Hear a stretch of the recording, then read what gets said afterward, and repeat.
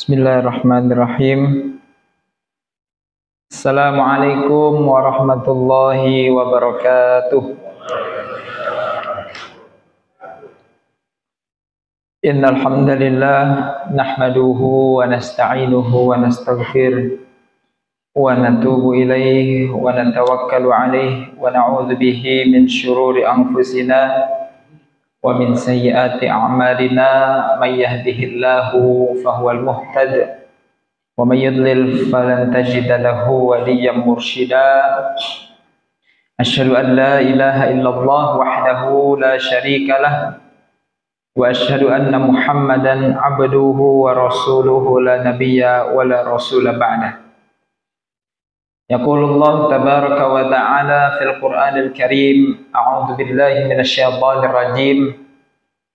Ya ayyuhalladzina amanu taqullaha haqqa tuqatih wa la tamutunna illa wa antum muslimun. Wa qala an-nabiy sallallahu alaihi wasallam, ittaqillaha haitsu ma kunta wa atbi'is sayyi'atal hasanata tamhuha wa khaliqin nasa bi khuluqin hasanin. Alhamdulillah,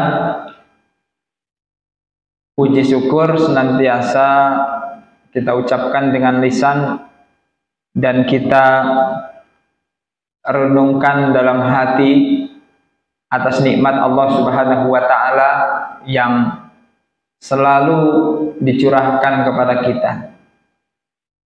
Nikmat yang begitu besar berupa keimanan kepada Allah.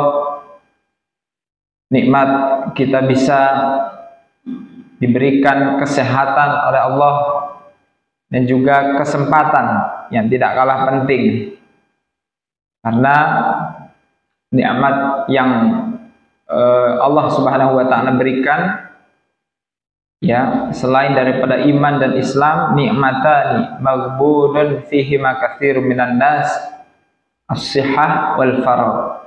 Dua nikmat yang sangat berharga yang jarang disadari oleh kebanyakan manusia, yaitu sehat dan waktu luang.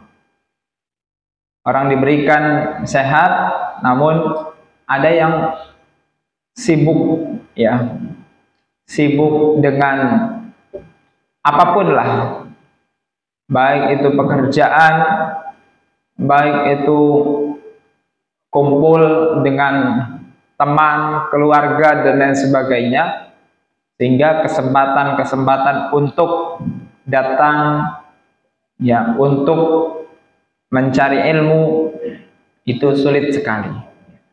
Dan kita dimudahkan oleh Allah Subhanahu wa ta'ala untuk melangkahkan kaki untuk menuju majelis ilmu. Kita diberikan kemudahan oleh Allah Subhanahu wa ta'ala. Semoga dengan mudahnya langkah kaki kita menuju majelis juga dimudahkan menuju surga. Amin. Salawat dan salam semoga senantiasa terlimpah dan tercurah kepada junjungan kita Nabi Allah Muhammad sallallahu alaihi wasallam, kepada keluarga, para sahabat, dan para pengikut. Semoga kita semua mendapatkan syafaat beliau di hari kiamat nanti. Amin ya rabbal alamin. Jamaah yang dimuliakan oleh Allah, kita sudah membahas tentang sabar di dalam kitab Riyadhus Shalihin, tetapi masih pada ayat-ayat Al-Quran, belum sampai kepada hadis-hadis Rasulullah SAW. Insya Allah pada kesempatan kali ini kita akan bersama-sama membaca beberapa hadis tentang, ya, perintah tentang pentingnya sabar, yang mana ini merupakan kunci, ya, kunci dalam segala permasalahan. Maka ada seorang ulama yang mengatakan tidak ada agama bagi orang yang tidak sabar. Tidak ada agama bagi orang yang tidak sabar. Karena dalam Islam ini isinya sabar. Sabar dalam melaksanakan perintah, sabar meninggalkan larangan, sabar menerima ujian dari Allah. Tidak ada yang masuk Islam kemudian tanpa ujian. Dia hanya jalan begitu saja tanpa suatu kesabaran. Tidak. Karena dengan kesabaran inilah Allah Subhanahu wa taala mengetahui mana orang-orang yang benar-benar jujur. Meskipun Allah sudah mengetahui, Allah lebih paham tentang kondisi kita, tapi dengan ujian itulah menjadi semakin jelas mana orang-orang yang jujur dan orang-orang yang sabar. A'udzubillahi minasyaitonirrajim. Waladabluwannakum hatta na'lamal mujahidina minkum was-sabirin. Dan kami akan menguji kalian sampai kami mengetahui mana orang-orang di antara kalian yang benar-benar berjihad bersungguh-sungguh, ya, memperjuangkan agama Allah, was-sabirin. Begitu juga orang-orang yang sabar di antara kalian. Dengan ujian itulah Allah Subhanahu wa taala mau melihat atau Allah ingin menyeleksi hamba-hambanya mana yang pantas untuk masuk ke dalam surga, mana yang tidak pantas untuk mendapatkan surganya Allah Subhanahu wa taala. Jemaah yang dimuliakan oleh Allah Subhanahu wa taala, dalam hadis yang diriwayatkan oleh Abi Malik Al-Harits bin Asim Al-Asy'ari radhiyallahu anhu, qala Rasulullah sallallahu alaihi wasallam. Sahabat Abu Malik mengatakan Rasulullah sallallahu alaihi wasallam bersabda. Berarti beliau mendengar dari Rasulullah SAW. Rasulullah SAW bersabda, "At-tuhuru syatrul iman. Walhamdulillahi tamla'ul mizan wa subhanallahi walhamdulillahi tamla'ani aw tamla'u ma baina samawati wal ard. Was-salatu nurun was-sadaqatu burhanun was-sabru diya'un wal qur'anu hujjatul laka aw 'alaika. Kullun nas yaghdu faba'i'un nafsahu famu'tikuha aw mubikuha." Rawahu Muslim. Artinya dari Abu Malik Al-Harits Al-Asy'ari radhiyallahu anhu bahwa Rasulullah sallallahu alaihi wasallam bersabda, bersuci itu adalah separuh iman.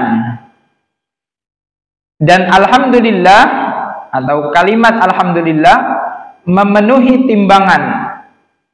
Dan kalimat subhanallah walhamdulillah memenuhi apa yang ada di antara langit dan yang ada di bumi.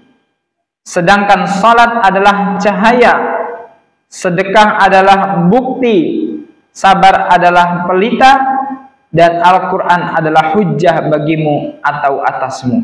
Semua orang berangkat pagi menjual dirinya, maka dia memerdekakannya atau menghancurkannya. Hadis riwayat Muslim.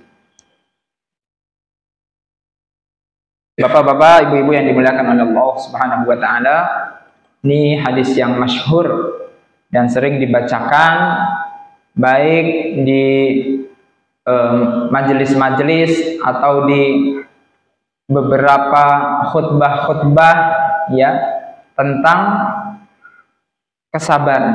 Jadi ada beberapa poin di dalam hadis ini, yang mana poin-poin itu yang pertama adalah Rasulullah SAW bersabda, "At-tuhuru syatrul iman." Kesucian itu atau bersuci itu adalah separuh iman.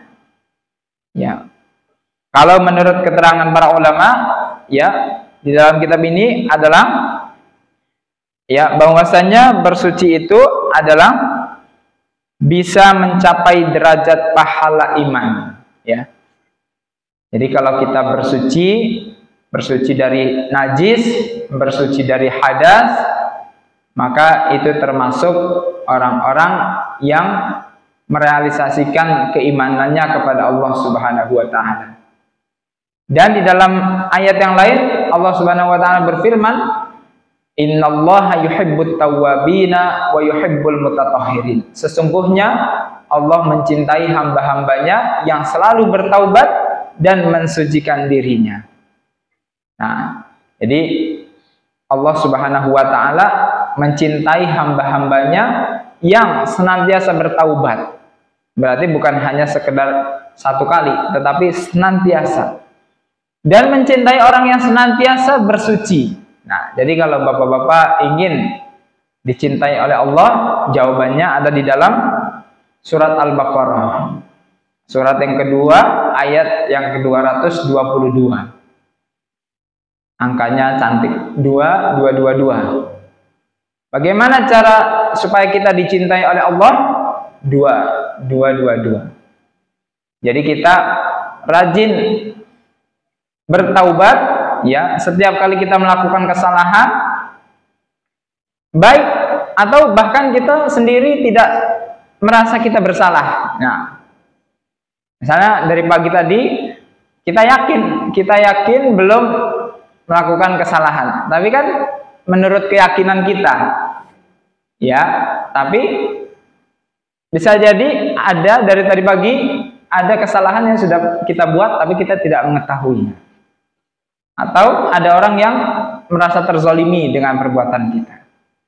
Nah, tapi kita kan tidak mengetahuinya. Maka kita rajin untuk bertaubat, istighfar, minta ampun kepada Allah supaya kita dicintai oleh Allah Subhanahu wa taala. Dan yang dilakukan oleh Rasulullah sebagaimana yang kita pernah bahas, Rasulullah setiap hari tidak kurang dari 70 kali. Bahkan 100 kali meminta ampun kepada Allah, ya. Padahal dosa-dosa beliau sudah diampuni oleh Allah Subhanahu wa taala. Kemudian, ya, at-tuhur syatrul iman. Kesucian adalah sebagian daripada iman.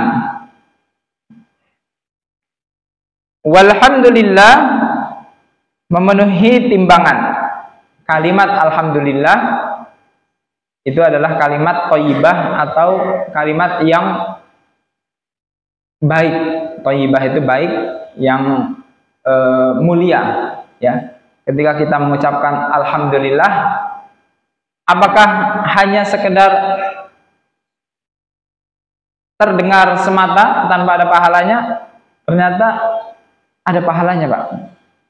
Maka kita jangan remehkan ucapan-ucapan yang mungkin terlontar dari lisan kita, ya, misalnya alhamdulillah. Itu sebetulnya mungkin remeh, refleks gitu ya, mungkin kita sudah terbiasa mengucapkannya, tetapi di mata Allah tidak ada yang sia-sia, tidak ada yang hilang begitu saja, enggak.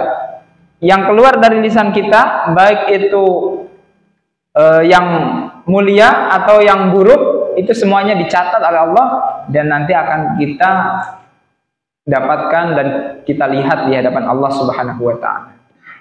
Allah Subhanahu wa taala berfirman, "Faman ya'mal mithqala dzarratin khairan yarah wa may ya'mal mithqala dzarratin syarran yarah." Barang siapa yang berbuat kebaikan sekecil apapun itu, khairan yarah, dia akan melihatnya di hari kiamat nanti. Dia akan menyaksikan pahalanya dan dia akan menerima balasannya. Wa may ya'mal mithqala dzarratin syarran yarah, dan barang siapa yang melakukan sekecil apapun perbuatan buruk, niscaya dia akan melihatnya, dia akan menyaksikan pahalanya dan dia akan menerima balasannya. Makanya di dalam ayat yang lain Allah Subhanahu wa taala menjelaskan tentang orang-orang kafir. Orang-orang kafir, mereka terbelalak ketika hari kiamat, ya, di hari kiamat nanti orang-orang kafir terbelalak melihat begitu meruginya mereka di dunia, kemudian segala perbuatan yang mereka lakukan ada balasannya, bahkan sekecil apapun perbuatan itu mereka lihat, sehingga mereka saking terbelalaknya sampai mereka mengatakan, ya wailana, ya laitana la yughadiru saghiratan wala ma li hadzal kitab la yughadiru shaghiratan wala kabiratan illa ahsaha. Kitab macam apa ini? Segala yang saya perlakukan, saya lakukan di dunia, semuanya tertulis di kitab ini. Alangkah celakanya saya, kata orang-orang kafir. Apalagi ya yang kecil saja ditulis, apalagi yang besar, dan mereka hancur pada saat itu. Mereka akan menyesal, dan tidak ada penyesalan yang lebih besar selain seseorang menyesal di akhirat, karena sudah tidak bisa lagi kembali ke dunia, sudah tidak bisa memperbaiki lagi. Ya sudah, hanya tinggal menerimanya saja. Na'udzubillah min dzalik. Semoga kita semua termasuk orang-orang yang segera menyadari bahwa kita di dunia ini semua yang kita lakukan akan ada balasannya di hadapan Allah Subhanahu wa taala. Bahkan sekadar ucapan alhamdulillah itu ada pahalanya. Dalam hadis yang lain Rasulullah SAW bersabda, ya, kalimatani khafifatani 'alal lisan. Ada dua kalimat, ya, yang ringan untuk diucapkan dengan lisan. Khafifatani 'alal lisan, tsaqilatani fil mizan. Namun berat timbangannya di hari kiamat nanti. Habibatani ilar rahman, yang dicintai oleh Allah Subhanahu wa taala, yaitu kalimat subhanallah wa bihamdihi subhanallahil azim. Maha suci Allah dan maha suci Allah dan segala puji bagi Allah. Maha suci Allah dan maha suci Allah dan segala puji bagi Allah, subhanallah bihamdihi subhanallahil azim. Ya, maha suci Allah dan maha agung Allah. Yang pertama, subhanallah wa bihamdihi. Subhanallah itu artinya maha suci Allah, wa bihamdihi dan segala puji baginya. Maha suci Allah dan segala puji baginya, subhanallahil azim, ya, segala puji maha suci Allah dan maha agung Allah. Nah, itu mudah sekali diucapkan, subhanallah bihamdihi subhanallahil azim. Itu tidak sampai 2 detik. Subhanallah bihamdihi subhanallahil azim. Berarti sekali ucap, ya, 1 menit itu kita bisa mengucapkan 30 subhanallah bihamdihi subhanallahil azim. Ringan diucapkan, pahalanya berat, ya, nanti ditimbang di hadapan Allah, ditimbang berat, dan selain berat Allah suka dengan ucapan tersebut. Padahal kita hanya 1 menit mengucapkannya. Ya, katakanlah nunggu lampu merah, ya, subhanallah bihamdihi subhanallahil azim. Apalagi yang lampu merahnya sampai 200, ya. Subhanallah bihamdihi subhanallahil azim. Subhanallah bihamdihi subhanallahil azim. Daripada bengong sambil cak-cak lama betul lampu merah. Nah, lebih baik sambil subhanallah bihamdihi subhanallahil azim. Maka di Madinah itu ada lift, ya, naik lift, ada tulisannya, janganlah biarkan waktumu terbuang sia-sia hanya nunggu dari bawah nunggu sampai tempat kita naik lift, hanya bengong, apalagi lihat-lihatan, ya. Di dalam lift kan lihat-lihatan, ada yang nunduk gitu. Daripada bengong, nunduk, lihat-lihatin orang, mendingan subhanallah bihamdihi subhanallah. Jadi di dalam lift itu hanya dari bawah sampai atas, ya, apalagi liftnya ada, misalnya di Madinah itu tertinggi itu kalau tidak salah sampai 7 tingkat atau 12, ya, sampai 12 tingkat. Sampai berapa, Pak? 14, ya, 14 malahan.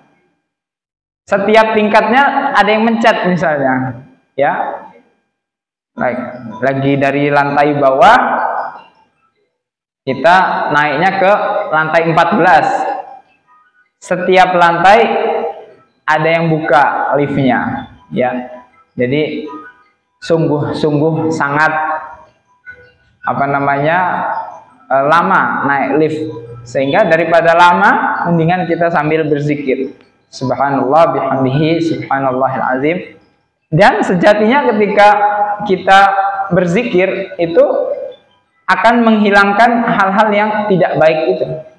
Yang tadinya kita mau mengeluh, aduh lama betul, saya udah kebelet mau ke kamar mandi, malah setiap lantainya ada yang mencet lagi. Lantai 2 ada yang keluar, ada yang masuk. Lantai 3 ada yang mencet lagi, lantai 3, sehingga sampai lantai atas ya itu kita akan terus liputi dengan rasa capek, kesel, dongkol. Nah, lebih baik diisi dengan zikir kepada Allah Subhanahu wa taala. Jadi diingatkan di dalam lift itu agar kita jangan ya membuang waktu sia-sia hanya untuk menunggu dan bengong. Lebih baik kita gunakan untuk berzikir. Maka di beberapa lampu merah yang panjang itu, yang waktunya sangat lama ya, itu ada beberapa yang pakai suara ya Pak ya. Selamat datang di kota metro ya. Itu sampai saya hafal kata-katanya. Nah, daripada dengerin seperti itu dan ya bagus iklan layanan masyarakat ya. Cuma kan kita bisa menyetel sendiri di mobil kita dengan ucapan yang baik, misalnya subhanallah bihamdihi, atau mendengarkan ayat-ayat suci Al-Qur'an, atau kita setel pengajian atau apa, sehingga ketika kita nyetir ya tidak hanya sekedar terbuang. Misalnya perjalanan dari Bandar Lampung ke metro 1,5 jam ya, itu kalau digunakan untuk mendengar pengajian, itu sudah satu pengajian sudah selesai dan dapat ilmu. Terus kapan lagi dari metro kemana dapat ilmu lagi. Terkadang kita baru benar-benar mendapatkan ilmu kalau kita sambil melakukan sesuatu.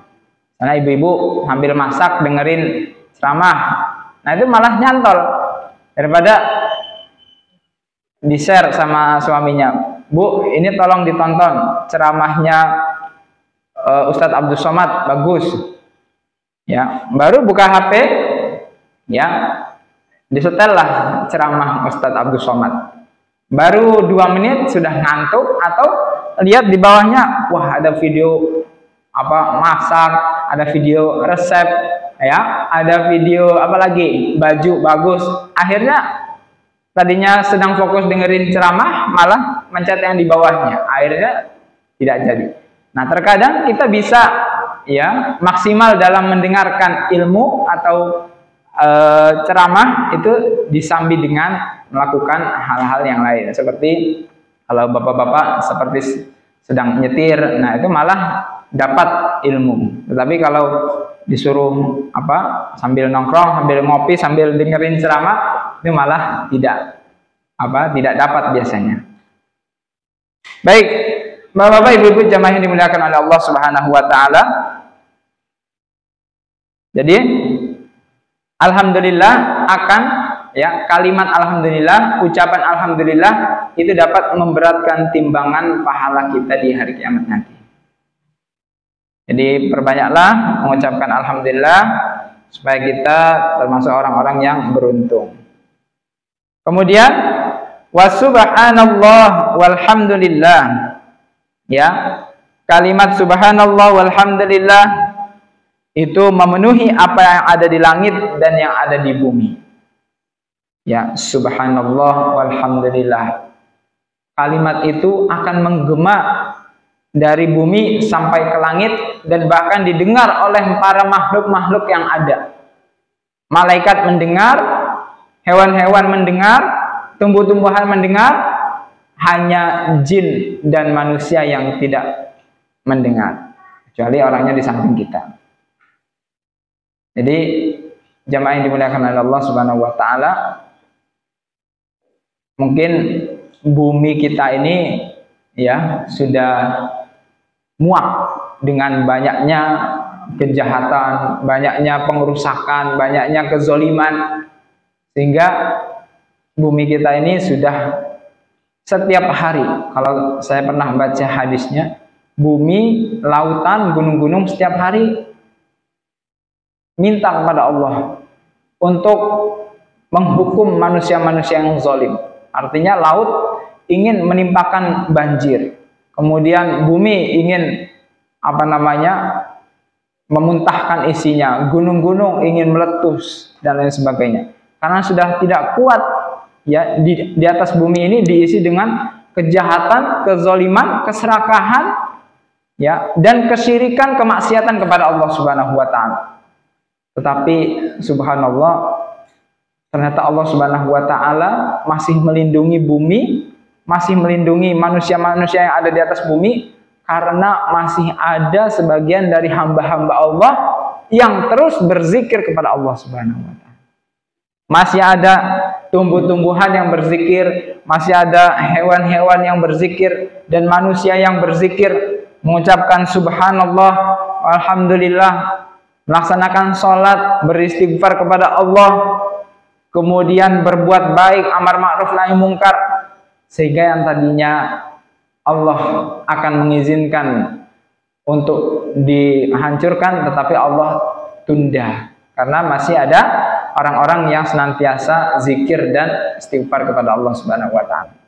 Dalam Al-Qur'an Allah Subhanahu wa taala berfirman, surat Al-Anfal, a'udzubillahi minasyaitonirrajim, wa ma kana Allahu mu'adzibahum wa hum yastaghfirun, dan Allah tidak akan menyiksa hamba-hambanya sedangkan mereka masih selalu minta ampun dan beristighfar kepadanya. Ya. Jadi diantara cara untuk melindungi diri dari musibah, dari bencana, itu adalah dengan senantiasa beristighfar kepada Allah. Bisa jadi kita akan mengalami kecelakaan hari ini, tapi karena kita rajin istighfar kepada Allah, kemudian kita rajin berzikir kepada Allah, Allah selamatkan. Ya, saya mungkin pernah cerita, saya hampir ketabrak mobil truk. Lampu merah, ya, ketika lampu merah di lampu merah golep, ya, itu kan urutannya dari kanan, ya, lampu hijau dari misalnya dari kita, kemudian kanan, habis itu depan, habis itu kiri, habis dari sini kita lagi yang hijau. Nah, berarti sini sudah merah. Ya, kita sudah hijau, sudah kita pastikan hijau. Kita jalan dari arah kiri ada mobil truk muatan kosong. Mobil truk yang yang untuk ngangkut batu-batu itu, Pak. Jadi besi, truknya tuh besi. Dan tronton lagi. Gelondang itu kedengeran.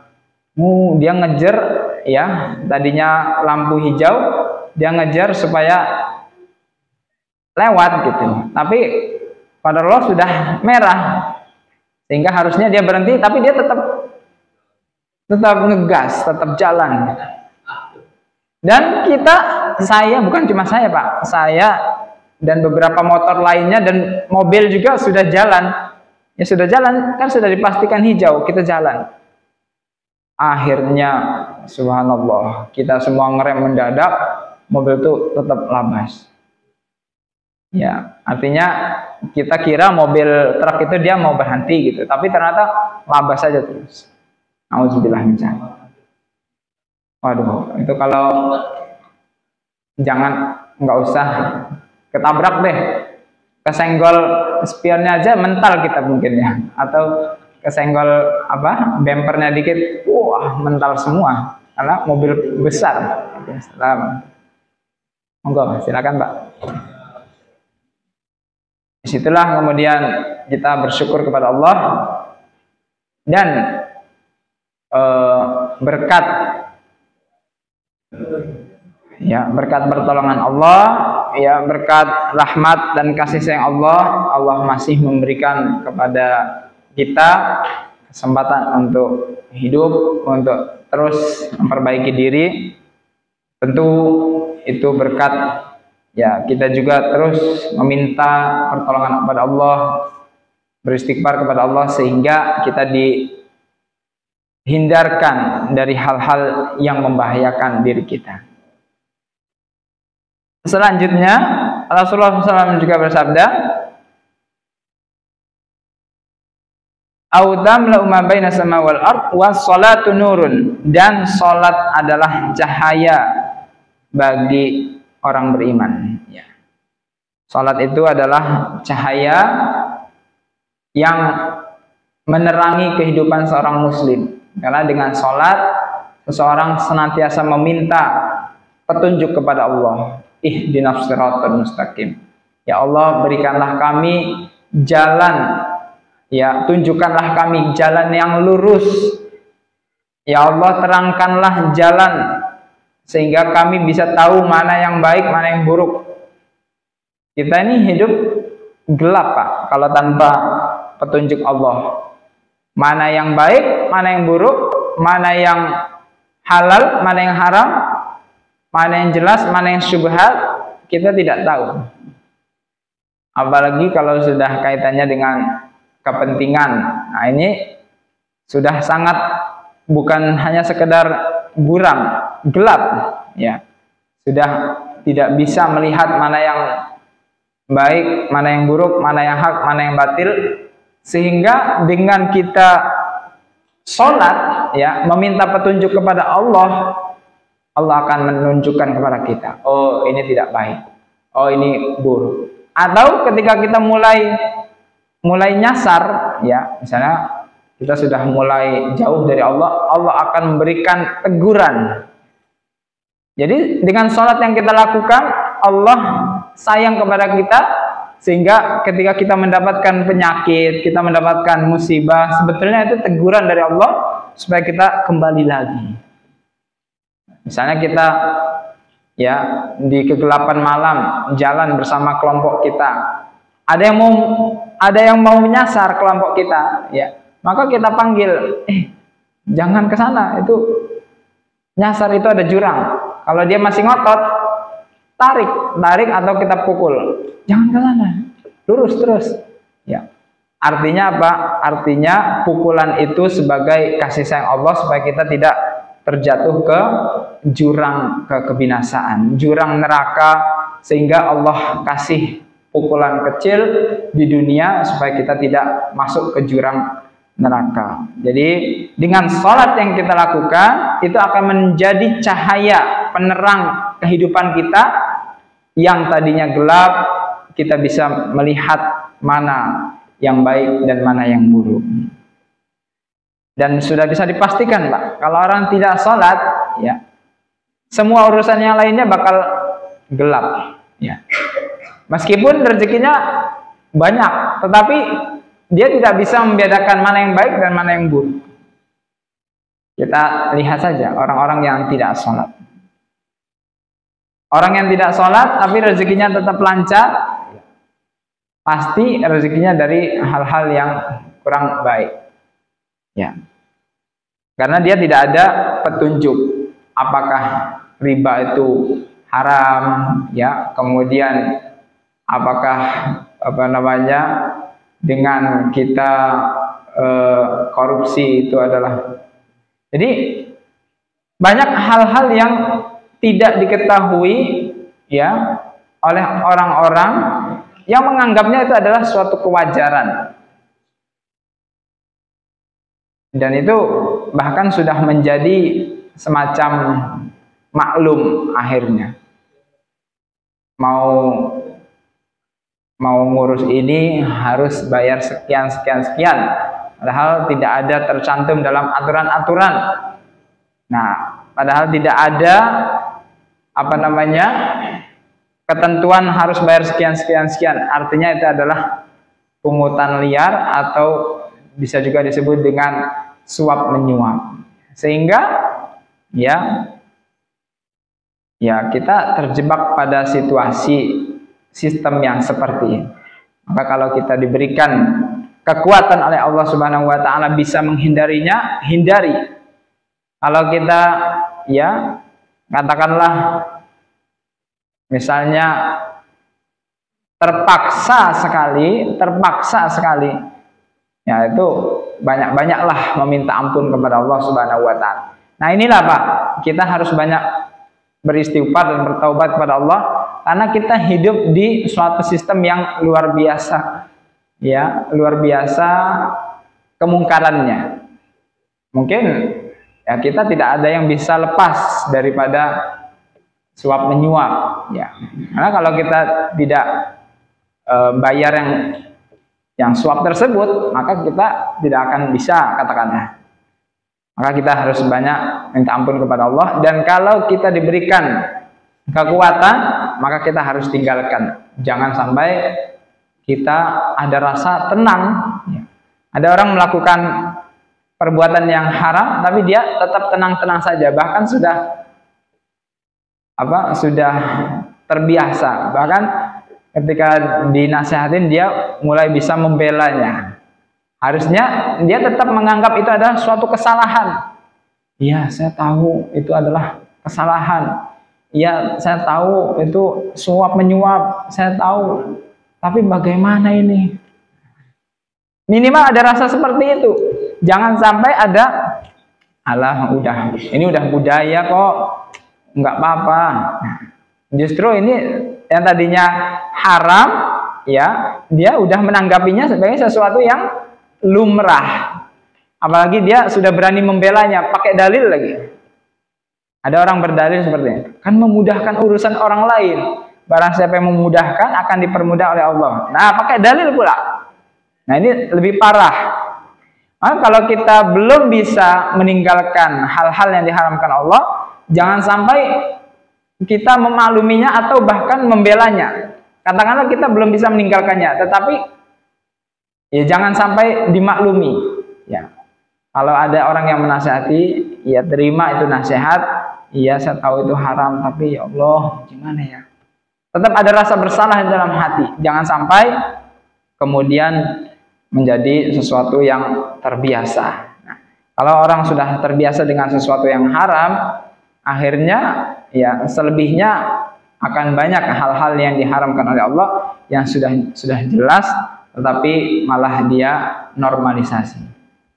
Jemaah yang dimuliakan oleh Allah Subhanahu wa taala, was-shadaqatu burhanun. Ya, sedekah adalah bukti.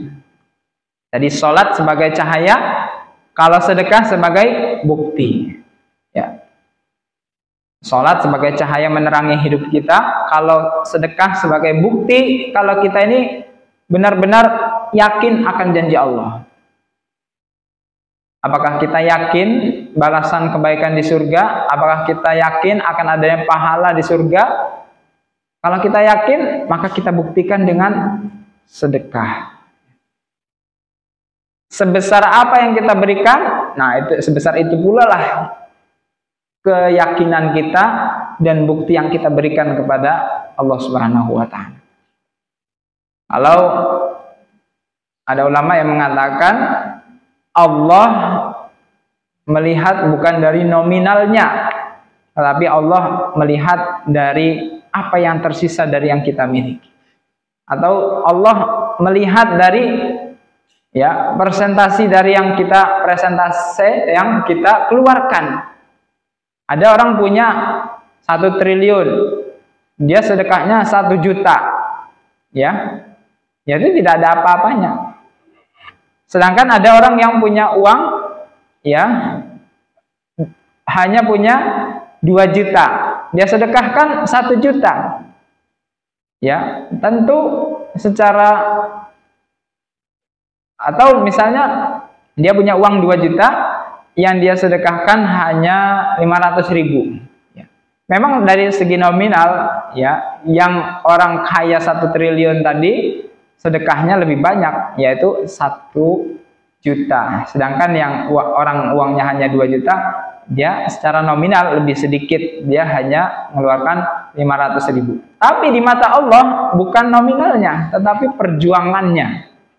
Ya, karena dia sudah membuktikan ya sebesar apa imannya kepada Allah Subhanahu wa taala, dan dia sudah buktikan dengan mengeluarkan 1/4 dari hartanya. Ya kan, kalau 500.000 berarti dari 2 juta berarti 1/4-nya.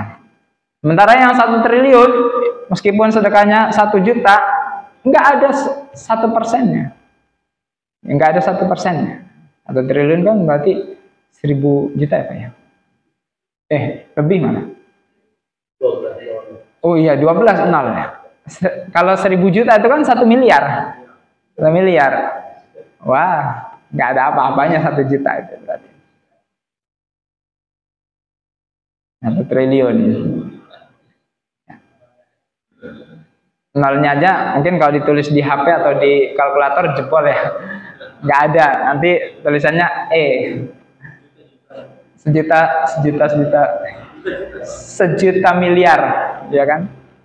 1000 miliar ya, 1000 miliar, 1000 miliar, 1 triliun itu 1000 miliar.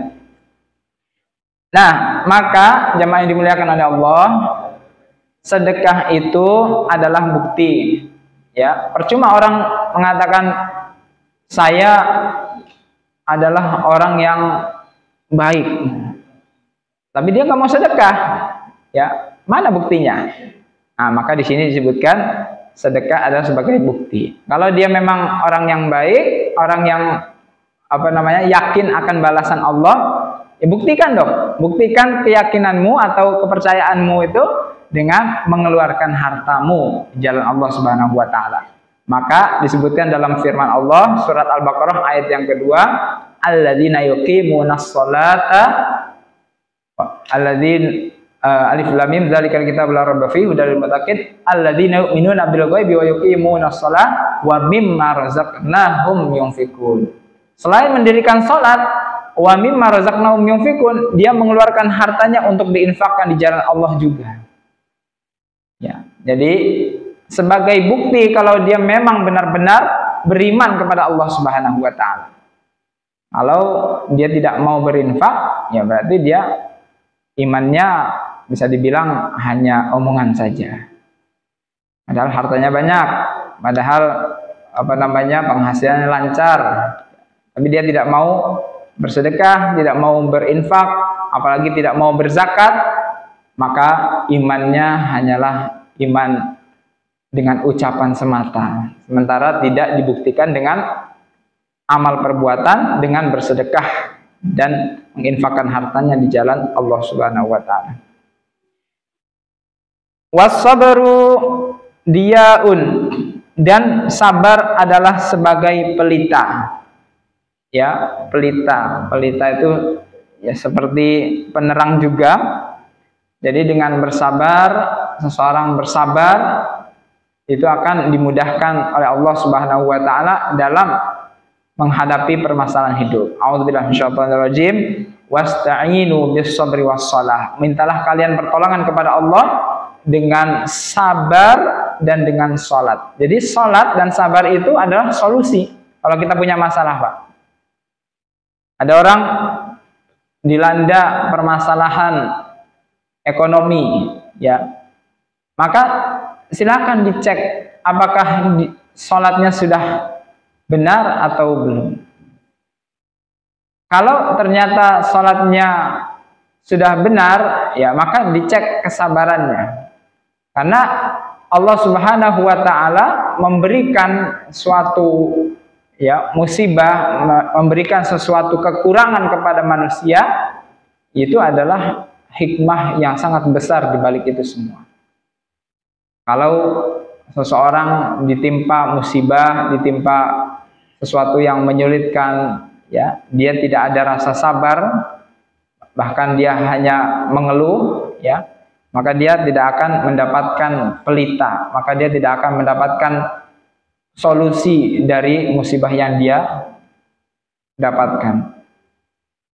Karena kalau seseorang mendapatkan musibah, kemudian dia ngeluh, yang pertama dia masalahnya nggak akan selesai, yang kedua dia berdosa karena mengeluh. Tetapi kalau dia mencoba untuk bersabar, ya, yang pertama dia akan mendapatkan pahala bersabar, yang kedua Allah akan memberikan jalan keluar. Artinya sabar itu nanti konsekuensinya sangat panjang, Pak. Sabar, nggak punya duit, sabar, jangan sampai terburu-buru. Dia nggak punya duit langsung pinjam di bank. Harus sabar dulu. Sabar dulu, memang inilah namanya kehidupan, harus dia rintis dari awal, memang tidak punya uang sama sekali, ya, sehingga dia tidak perlu mencari pinjaman, apalagi yang dengan sistem riba. Dia harus mengembalikan dengan jumlah yang besar. Dia bukannya menjadi orang yang seorang perintis yang bisa merintis sedikit demi sedikit, malah kemudian dia habis keuntungannya untuk membayar bunganya saja. Itu belum membayar hutangnya, baru bunganya saja, sehingga tidak akan mendapatkan solusi. Sehingga sabar adalah solusi, ya. Jangan terburu-buru ketika kita kemudian mendapatkan kesusahan hidup, ingin segera cepat, ingin segera instan, punya lembaga, punya usaha, ya gimana biar supaya cepat, supaya besar, akhirnya pinjam ke bank, akhirnya usahanya jalan, tapi dia tertatih-tatih untuk membayar dan melunasi ke bank. Ya inilah kalau seseorang kurang rasa sabar, sehingga dia akan mendapatkan kesusahan dalam menjalani kehidupannya. Maka sabar dan sholat ini adalah kunci supaya orang mendapatkan jalan penerang dan mendapatkan cahaya dari Allah Subhanahu wa taala. Jadi sudah jelas tadi di hadis sebelumnya, sholat sebagai cahaya, ya, kemudian sedekah sebagai bukti, dan sabar sebagai pelita. Pelita dan cahaya itu agak-agak mirip. Sehingga dengan sholat, cahaya akan hidup akan terang, hidup akan tahu mana yang baik, mana yang buruk. Karena seseorang akan diberikan petunjuk oleh Allah, karena dia selalu meminta ihdinas siratal mustaqim, sehingga akan diberikan cahaya, sehingga dia bisa membedakan mana yang baik dengan yang buruk, mana yang hak, mana yang batil. Dengan sabar, ya, ista'inu bisabri wassalah, dengan sabar dan salat, ya, dengan sabar akan menjadikan pelita, menjadikan penerang, sehingga dengan sabar akan diterangi jalannya oleh Allah Subhanahu wa taala. Jadi salat dan sabar tidak bisa dipisahkan. Manakala ada orang yang mendapatkan musibah, mendapatkan permasalahan, salat dan sabar solusinya. Ya, sebagaimana firman Allah dalam surat Al-Baqarah dan dalam hadis ini, jadi ada kesesuaian, ya, sebagai solusi dalam kesulitan hidup. Kemudian yang terakhir, Al-Quran adalah sebagai hujjah bagimu atau atasmu. Ya, jadi Al-Quran yang kita baca setiap hari itu bisa menjadi hujjah untukmu atau hujjah atasmu. Apa bedanya, Pak? Hujjah untukmu dan hujjah atasmu. Kalau hujjah untukmu berarti menjadi penolong, hujjah untuk kita, sebagai penolong untuk kita.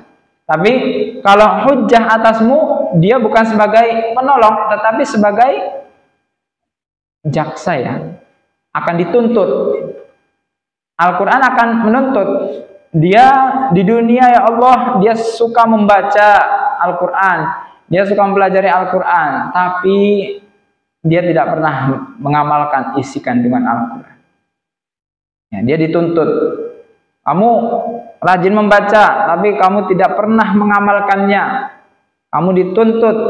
Ya. Sedangkan kalau yang satunya tadi, hujjah untukmu, ketika Al-Quran itu kita baca dan kemudian kita amalkan, kita terapkan dalam sehari-hari, hukum-hukum Allahnya kita jadikan sebagai landasan penentu kehidupan kita, seperti contohnya pembagian waris, ya. Itu benar-benar menjadi hukum yang mutlak. Ada manusia membagi harta waris dengan ayo kita bagi rata saja, padahal sudah ditentukan oleh Allah dalam Al-Quran, bagian-bagiannya sudah, laki-laki seperti apa, ya, perempuan seperti apa, kemudian siapa saja yang mendapatkannya, siapa yang tidak mendapatkannya. Jangan sampai ada yang tidak berhak mendapatkannya tapi malah mendapatkannya. Atau ada orang yang berhak kita beri tapi malah tidak kita beri, padahal sudah dicantum oleh Allah dalam Al-Quran. Tidak boleh, karena sudah jelas Allah memberikan suatu hukum yang menyelesaikan permasalahan manusia, maka tidak boleh kita berpaling kepada hukum yang lain. Misalnya saya bagi waris dengan hukum perdata sajalah. Nah, ini jelas-jelas melanggar aturan Allah. Atau saya bagi waris sesuai dengan hukum adat sajalah. Hukum adat, misalnya adat Jawa, ya bagi rata. Atau adat Lampung dikuasai oleh anak laki-laki tertua dan lain sebagainya. Atau adat Minang, ya, dikuasai oleh yang perempuan. Ya, ini padahal sudah ada hukum Allah yang jelas, bahkan ada ancamannya bagi yang meninggalkannya. Ya, wa may ya'sillaha wa rasulahu wa yata'adda hududah. Barang siapa yang bermaksiat kepada Allah, tidak menjalankan aturan Allah, padahal sudah tercantum jelas dalam Al-Qur'an, jelas sejelas-jelasnya, wa yata'adda hududahu, dan melampaui batasan-batasannya, yadkhilun nar, masuk neraka. Nauzubillah. Kecuali memang tidak tahu. Nah, kalau sudah tahu, ya maka kita sosialisasikan kepada anak-anak kita, kepada keturunan-keturunan kita. Nanti sepeninggal ayah atau sepeninggal ibu, bagilah sesuai hukum Allah. Terapkanlah hukum Allah. Maka Allah akan memberikan kebaikan di dunia dan di akhirat. Sebaliknya, kalau tidak diterapkan hukum Allah, ya, akan menjadi permasalahan di kemudian harinya, baik di dunia maupun di akhirat. Jemaah yang dimuliakan oleh Allah, maka Al-Quran itu harus diamalkan agar kita tidak dituntut, ya, agar kita menjadikan Al-Quran itu sebagai penolong kita, sebagai, ya, kalau di dalam hukum itu sebagai advokat, ya, sebagai pembela kita, bukan sebagai jaksa penuntut di hadapan Allah. Karena nanti yang akan menjadi hakimnya Allah, yang akan memutuskan hukum adalah Allah. Al-Quran itu kalau kita amalkan di dunia ini, maka dia akan menjadi pembela kita di hari kiamat nanti. Tetapi kalau Al-Quran tidak diamalkan, dia akan menjadi penuntut, ya, di hadapan Allah Subhanahu wa Ta'ala. Sudah 50 menit, ya? Atau tadi mulai dari jam 5 menit lagi. Ya, 5 menit lagi. Dan qadarullah ini masih ada hadisnya. Semua manusia atau semua orang berangkat pagi menjual dirinya, maka dia memerdekakannya atau menghancurkannya. Hadis riwayat Muslim. Keterangannya, berangkat pagi-pagi sekali untuk mewujudkan kemaslahatannya, maka ada yang memerdekakan dirinya dari azab dan ada yang menghancurkannya dengan menjauhkan diri dari amparan ridha Allah. Dengan kata lain, ada yang menjual dirinya kepada Allah dan ada yang menjual dirinya kepada setan dan hawa nafsunya.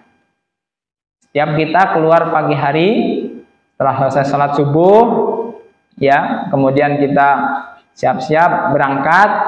Nah, ada yang keluar dari rumahnya untuk menjadi abdinya Allah, untuk menjadi hambanya Allah.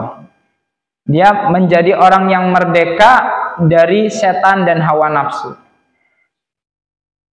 Yang dia ikuti adalah aturan-aturan Allah. Ya, dia berusaha untuk tidak mengikut hawa nafsu, dia tidak mengikuti bisikan-bisikan setan. Dia membebaskan dirinya dari, ya, dari penjajahan-penjajahan hawa nafsu dan setan. Dia hanya ingin merdeka dan menghambakan dirinya kepada Allah Subhanahu wa Ta'ala. Jadi maksudnya adalah, ya, ada yang faba'i'un nafsahu, dia menjual dirinya, ya, setelah menjual dirinya itu, maka ada yang manusia itu, di antara golongan-golongan manusia itu, ada yang menjadi hambanya Allah, ada yang menjadi hamba dunia. dia terbelenggu oleh hawa nafsunya, terbelenggu oleh bujukan rayuan setan. Harusnya dia hanya kepada Allah, ya, dia melakukan sesuatu hanya untuk Allah Subhanahu wa taala, melakukan ya apapun lah pekerjaan Bapak dan Ibu sekalian. Misalnya ada yang ngajar, ya, ada yang berdagang, ada orang mengajar itu supaya ya dapat duit misalnya. Nah, berarti yang dia cari adalah duitnya. Ada orang yang ngajar supaya dia dapat pahala dari Allah Subhanahu wa taala, supaya mendapatkan ridho Allah Subhanahu wa taala. Jadi ketika dia mengajar dengan baik, dia menunaikan amanahnya dengan baik, ya, dia ikhlas dalam mengajarkan ilmu kepada anak muridnya. Atau yang seorang pedagang, dia benar-benar mencari pahala dan ridha Allah, dia tidak terlalu berpikiran kepada untung atau rugi. Yang penting saya menjalankan perintah Allah, fantasyiru fil ard, mencari nafkah untuk menghidupi anak dan istri. Ya, yang penting saya sudah berusaha dapat duit atau tidak, yang penting saya dapat barokah. Nah, ini yang jarang dimiliki oleh kebanyakan manusia. Manusia banyak yang berpikirnya sudah hitung-hitungan hasil dan materi saja. Padahal setelah dia dapat keuntungan yang banyak, keuntungan materi, ya tetap saja kalau tidak ada kebarokahan, maka akan banyak masalah. Sebanyak apapun harta yang didapatkan seseorang, kalau tidak ada barokah di dalamnya, maka dia tidak akan membawakan kebaikan. Sebaliknya, ketika seseorang sudah pasrah kepada Allah, meskipun di hari itu dagangannya tidak ada yang laku, ternyata Allah Subhanahu wa taala memberikan kebarokahan yang sangat besar. Allah memberikan keimanan yang bertambah, Allah memberikan kesabaran yang bertambah, Allah menjadikan dia bertambah bersyukur. Jadi Allah tambahkan nikmatnya bukan hanya sekedar materi, tetapi yang bersifatnya maknawi. Inilah yang jarang disadari oleh kita semua. Ternyata nikmat itu bukan hanya sekedar yang berbentuk materi, tetapi juga nikmat itu berbentuknya non materi atau yang bersifat maknawi. Dengan kita istiqomah beribadah, dengan kita rajin ke majelis ilmu, kemudian kita bertambah sabar, bertambah akhlaknya baik, maka itu sebetulnya nikmat yang luar biasa yang Allah Subhanahu wa taala berikan kepada kita.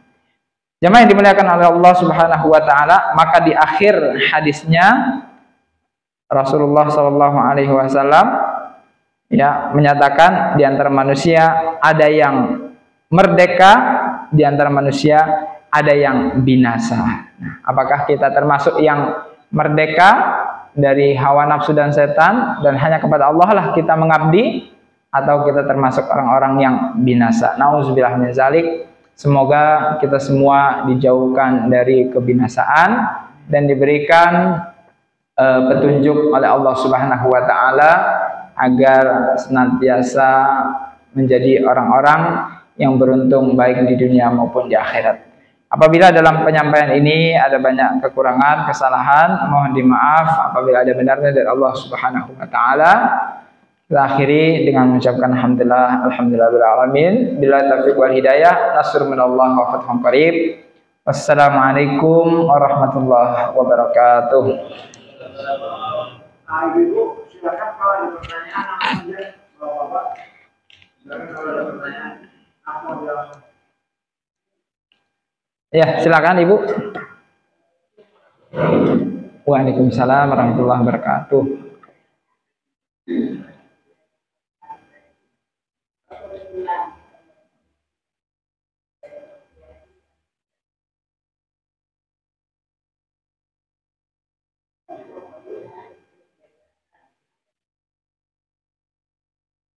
Ya. Waalaikumsalam warahmatullahi wabarakatuh. Tentu dalam pembagian waris, ya, itu adalah hak Allah Subhanahu wa taala. Jadi seseorang yang akan meninggal dunia, dia bisa memindahkan hartanya pada saat itu juga dengan cara memberikan hibah. Jadi berpindah langsung menjadi hak milik si ahli warisnya atau anaknya. Atau bisa juga dia wasiat. Ya, tetapi wasiat itu ada ketentuannya, ya Bu ya. Jadi kalau yang Ibu sebutkan tadi itu termasuk wasiat yang tidak sesuai dengan ketentuan atau wasiat yang bertentangan dengan aturan Allah, yaitu hukum waris. Kalau dia mau berwasiat, ketentuannya yang pertama adalah berwasiat kepada bukan ahli waris, ya, kepada bukan ahli waris. Kalaupun dia terpaksa mau berwasiat kepada ahli waris, itu harus disaksikan oleh semua ahli warisnya. Misalnya saya punya anak 5, ya, saya mau wasiatkan misalnya rumah ini nanti untuk dia. Kalau saya setelah meninggal dunia, rumahnya buat salah satu anak saya. Dari 5 anak itu, saya mau kasih rumah ini ke dia, misalnya. Nah, itu nggak boleh sepihak, artinya nggak ada yang menyaksikan. Harus semuanya, 5-5-nya, bahkan ahli waris yang lain, istri juga, kemudian orang tua kalau masih ada, kemudian anak-anak saya, ya, saudara-saudara saya dipanggil semua, dipanggil, kumpul. Intinya ahli waris saya dipanggil dulu. Saya ingin mewasiatkan rumah ini ke anak saya yang ini. Kalau semua setuju, ya oke, silakan. Tapi kalau semuanya tidak setuju, maka tidak berlaku wasiat tersebut. Nah, tetapi Ibu, saya tetap kekeh, saya ingin rumah ini agar untuk anak saya. Ya sudah, dihibahkan saja ketika masih hidup. Jangan wasiatkan, ya. Jadi langsung dipindah nama, sudah selesai. Jadi statusnya saya numpang ke anak saya. Jadi seperti itu. Jadi tidak boleh berwasiat kepada ahli waris. Pada dasarnya nggak boleh kasih wasiat kepada ahli waris, kepada anak-anak yang akan mendapatkan waris itu sebetulnya nggak boleh. Kecuali kalau semuanya berkumpul dan setuju, ya. Kebanyakan kan wasiat itu kan diam-diam saja, ya. Takut yang lainnya tahu. Nah, kalau takut yang lainnya tahu berarti nggak terbuka berarti. Nah, nanti akan jadi permasalahan baru. Nah, itu ketentuan wasiat. Jadi tidak boleh kepada ahli waris. Kalaupun mau ngotot kepada ahli waris, semuanya harus didatangkan terlebih dahulu. Kemudian tidak boleh lebih dari 1/3, ya. Nggak boleh. Misalnya harta saya cuma punya rumah dan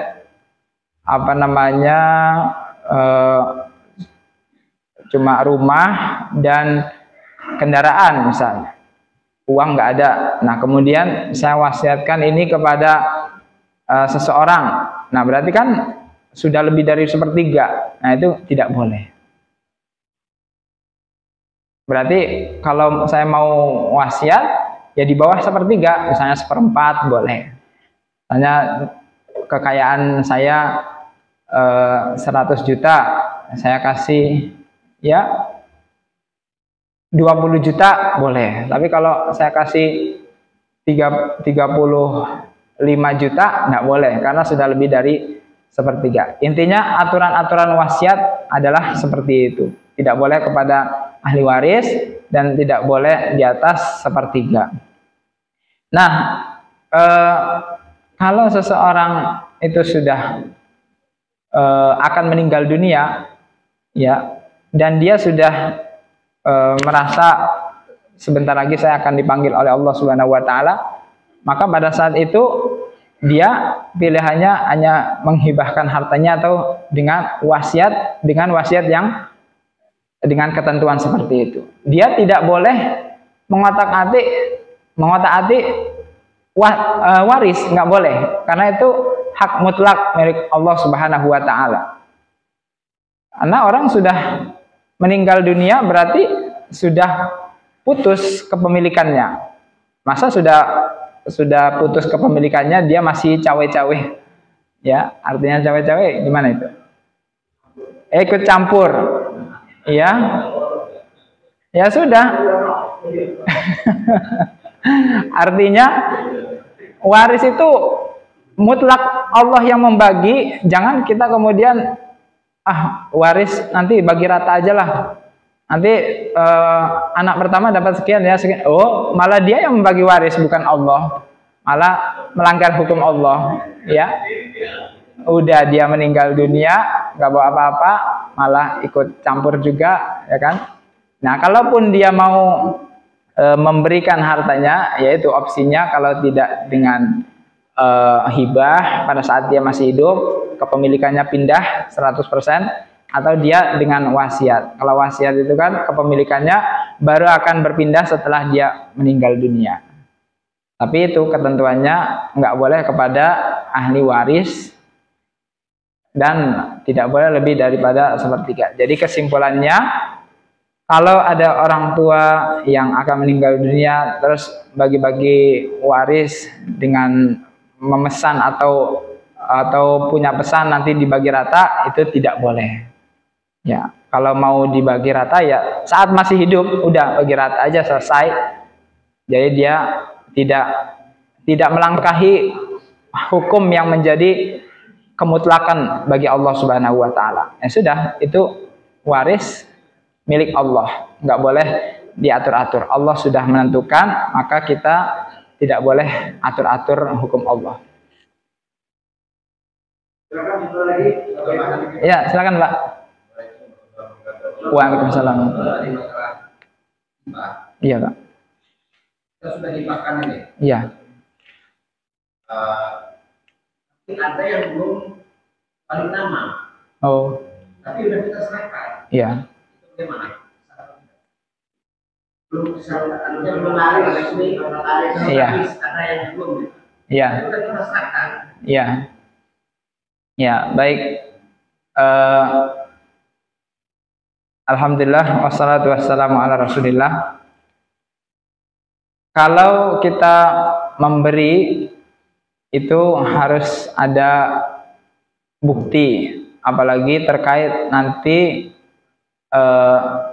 kan sepengetahuan ahli waris anak-anak itu adalah milik bapak, ya, milik bapak. Katakanlah pada Allah bapaknya sudah meninggal dunia, ya, sementara si anak ini mengaku ini bapak sudah ngasih tapi nggak ada bukti. Nah, ini akan menjadi permasalahan di pengadilan nanti. Ini sudah tahu nih. Oh, semuanya sudah tahu. Alhamdulillah. Artinya kalau ada saksi berarti sudah jadi bukti juga. Artinya misalnya anak-anak kita ya seperti tadi ya, makanya harus ada keterbukaan. Harus ada keterbukaan, bisa dengan tertulis di notaris atau dengan disaksikan langsung, itu sah juga. Misalnya Bapak memberikan hibah berupa 1 unit mobil kepada anak Bapak dan semua anak sudah pada tahu, nggak masalah. Jadi mereka sudah menyaksikan Bapak mengucapkan seperti itu. Yang menjadi masalah kalau belum pada tahu gitu Pak. Iya.